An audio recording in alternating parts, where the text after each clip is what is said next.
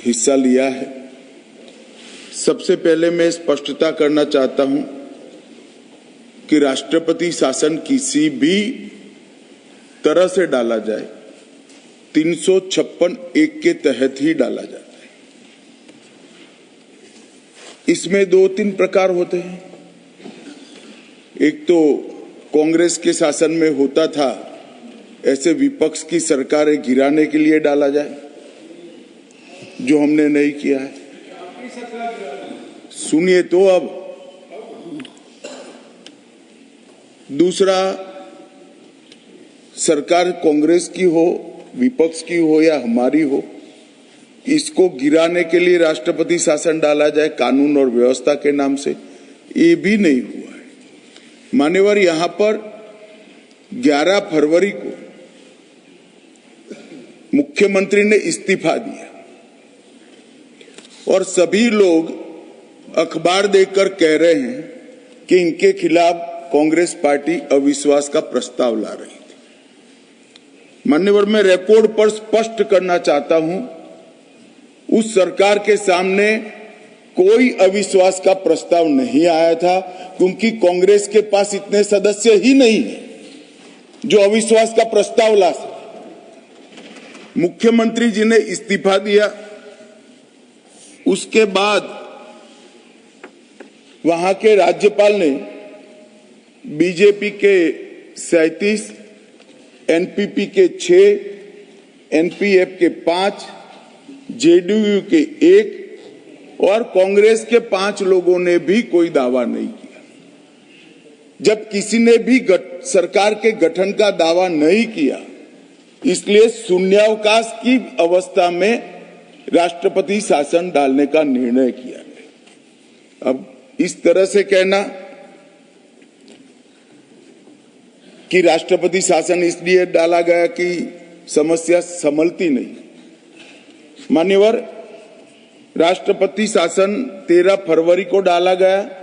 नवंबर में 0 हिंसा, दिसंबर में 0 हिंसा, जनवरी में 0 हिंसा, मार्च 13 तक भी 0 हिंसा और उसके बाद से आज तक भी 0 हिंसा।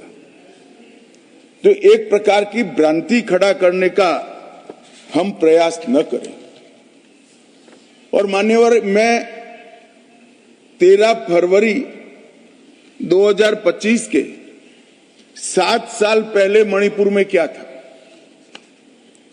13 फरवरी 2025 के 7 साल पहले इतनी ही मजबूत सरकार कांग्रेस की थी वहां। और क्या हुआ था, एक वर्ष में एवरेज 225 दिन बंद, ब्लॉकेड और कर्फ्यू रहा था। मैं सब बोलना नहीं चाहता था, उनके समय में हुआ, हमारे समय में हो, वो हमारा सिद्धांत नहीं है मान्यवर। मगर जिस तरह से बात करी गई, और उस वक्त भी प्रधानमंत्री ने विजिट नहीं की थी और 1500 लोग एनकाउंटर में मारे गए। ये सारे लोग आज चिल्ला रहे हैं, चुप है।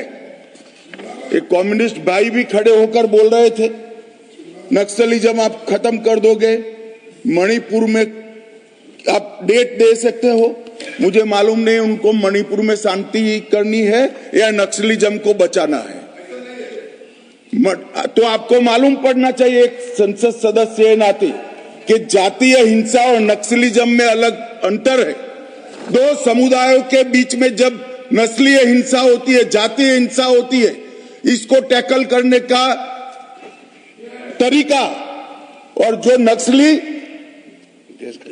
हथियार लेकर देश की सरकार और वहां की जनता के खिलाफ खड़े हैं, इनको टैकल करने का तरीका अलग है। मैं भारतीय जनता पार्टी से हूं, कम्युनिस्ट पार्टी से नहीं हूं। मैं बताता हूं क्या फर्क है आपको। ये दोनों हिंसा में कोई फर्क नहीं लगता है। हिंसा हिंसा नहीं होती है। 2 समुदायों के बीच की हिंसा और देश के खिलाफ हथियार उठाना, ये 2 हिंसाओं में फर्क है भाई। शायद आप नहीं समझोगे, इसलिए इतने सिकुड़ गए हो। मान्यवर, इस संवेदनशील विषय पर मैं राजनीति करना नहीं चाहता था, मगर जिस तरह से मुझे तो आश्चर्य है, 2 साल से इतनी सारी हिंसा होने के बाद विपक्ष ने जिस तरह से बात करी है, मैं आश्चर्यचकित हूं। यहां पर डेरेक ओबेरॉय जी थोड़े इमोशनल हो गए महिलाओं की स्थिति पर। डेरेक साहब, यहां तो जातीय हिंसा हुई थी, दोनों समुदाय आमने सामने भिड़ गए थे, इसमें कई महिलाओं से दुर्व्यवहार हुआ। बंगाल में कुछ नहीं था, सालों तक सैकड़ों बहनों के साथ संदेश खाली में दुर्व्यवहार होता रहा। कुछ नहीं किया आपकी सरकार ने, कुछ नहीं किया। आरजी कार में भी कुछ नहीं किया। आप जवाब नहीं दे सकते। और वो दुर्व्यवहार आपकी ही पार्टी के नेता ने किया था, जिसको आपको सस्पेंड करना पड़ा था। ये ड्यूअल, हम तो ना इसका समर्थन करते हैं ना उसका करते हैं। ये ड्यूअल स्टैंडर्ड लेकर ज्यादा दिन नहीं चल सकते। मान्यवर, ये कहते हैं 250 लोग मारे गए, मैं भी कबूल करता हूं मान्यवर, 260 लोग मारे गए, ये आंकड़ा है, ये सच्चाई है। मगर बंगाल में चुनावी हिंसा में 250 लोग मार दिए गए, यहां जातीय हिंसा में। मान्यवर, बंगाल की जो स्थिति है उसमें तो शायद ये न बोले होते तो थोड़ा ज्यादा अच्छा होता। यहां जातीय हिंसा में मारे गए, वहां तो चुनावी हिंसा में मार दिए गए हैं मान्यवर। और मैं,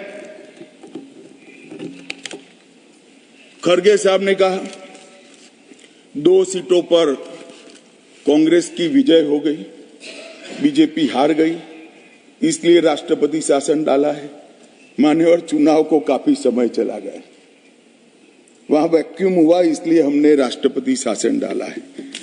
और उन्होंने कहा 2 सीटें हम जीत गए, अब सबक सीखिए। मान्यवर, ये 2 सीटों से हमें सबक सिखाना चाहते हैं। इस देश की जनता ने 3 चुनाव में लगातार इनको सबक सिखा दिया गया। और मान्यवर, क्यों सिखाया? मैंने आगे भी कहा, नॉर्थ ईस्ट की हो गया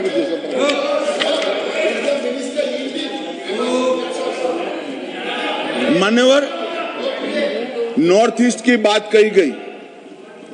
मैं आज बताने आया हूं मान्यवर, 4 से 14 कांग्रेस की सरकार रही, 14 से 24 नरेंद्र मोदी जी की सरकार रही। नॉर्थ ईस्ट में 4 से 14 में 11,327 हिंसाएं हुई थी। मोदी जी की सरकार में 10 साल में 70% कमी के साथ 3,428 हुई। सुरक्षा बल 70% कमी, नागरिकों की मृत्यु में इंक्लूडिंग मणिपुर 85% कमी हुई। और मान्यवर, हमने 20 समझौते किए हैं 10 में। सबसे पहला एनएलएफडी के साथ समझौता 19 में किया, ब्रू में 2020 के साथ ब्रू समझौता किया, बोडो समझौता 2020 में किया, कार्बी समझौता 2021 में किया, आदिवासी समझौता 2022 में किया, डीएनएलए समझौता 2023 में किया, उल्फा शांति समझौता 2023।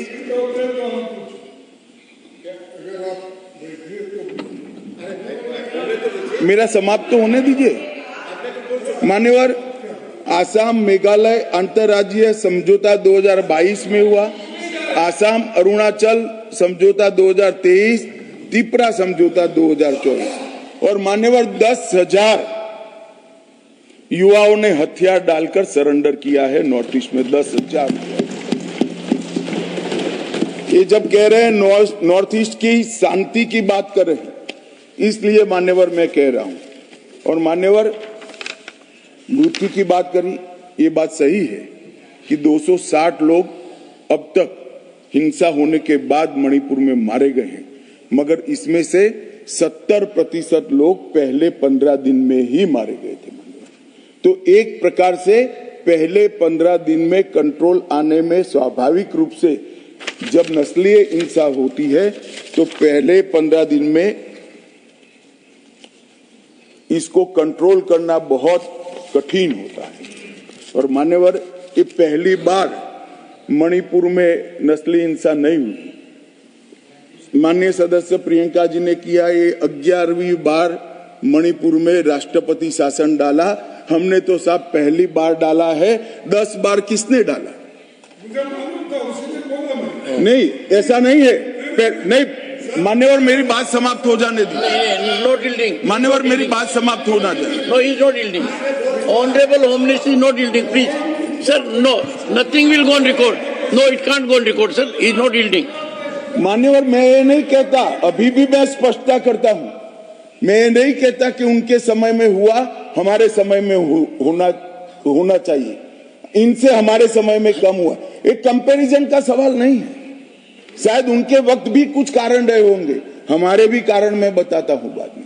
मान्यवर, 1993 में नागा कुकी संघर्ष हुआ, कितने साल चला? 98 तक चला। कितने लोग मरे?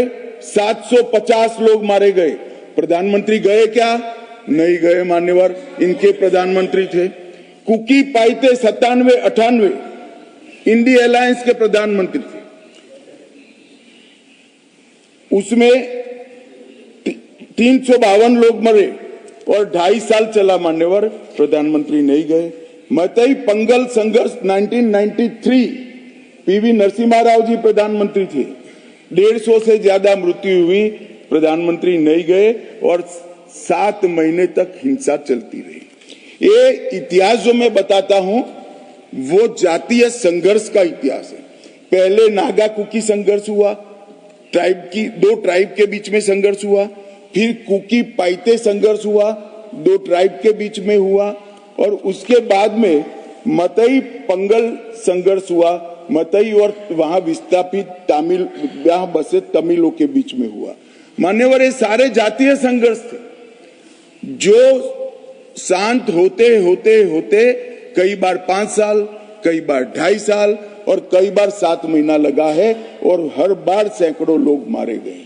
मगर उस वक्त मैं रिकॉर्ड चेक कर कहता हूं, भारतीय जनता पार्टी के सदस्यों ने इस तरह से उसको पॉलिटिसाइज करने का प्रयास नहीं किया।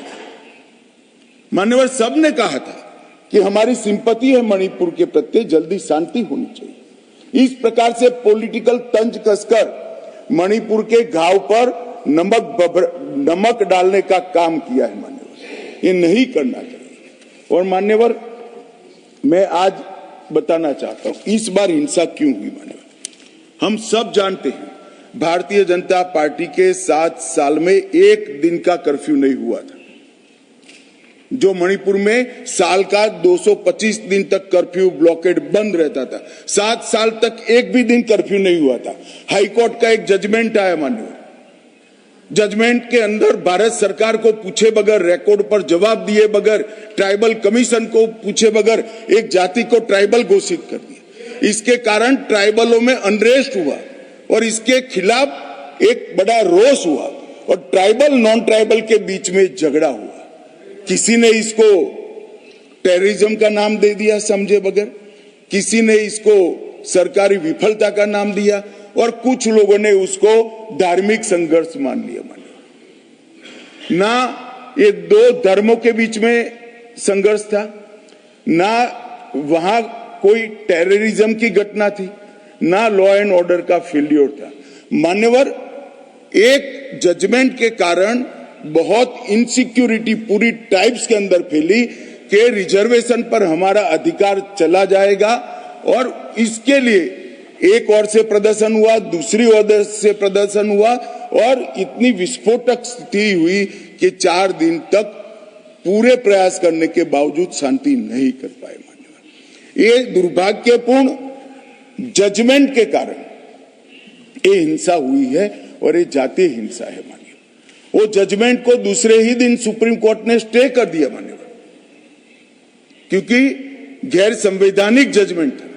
सुप्रीम कोर्ट का सेटल लॉ है किसी भी जाति को ट्राइब घोषित करना है तो जब तक ट्राइबल कमीशन, कैबिनेट और संसद ये सभी नोटिफाइड नहीं करते हैं, कोई कोर्ट ऑर्डर से नहीं हो सकता है।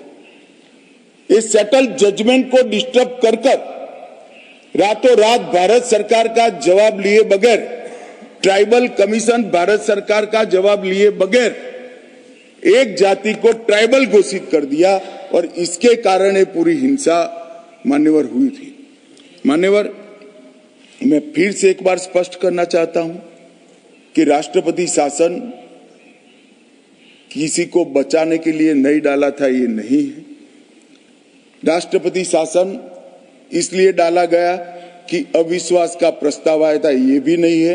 कांग्रेस के पास अविश्वास के प्रस्ताव लाने जितने सदस्य ही नहीं है मान्यवर। और राष्ट्रपति शासन डालने के बाद भारत सरकार के गृह सचिव रहे श्री भल्ला जी को वहां राष्ट्रपति बनाकर भेजा है और राज्यपाल बनाकर भेजा है। अब शांति है मान्यवर। और ये जो कह रहे हैं कि दो कम्युनिटी के बीच में वार्ता नहीं हुई, मान्यवर 13 बार मीटिंग हुई, 13 बार मीटिंग हुई।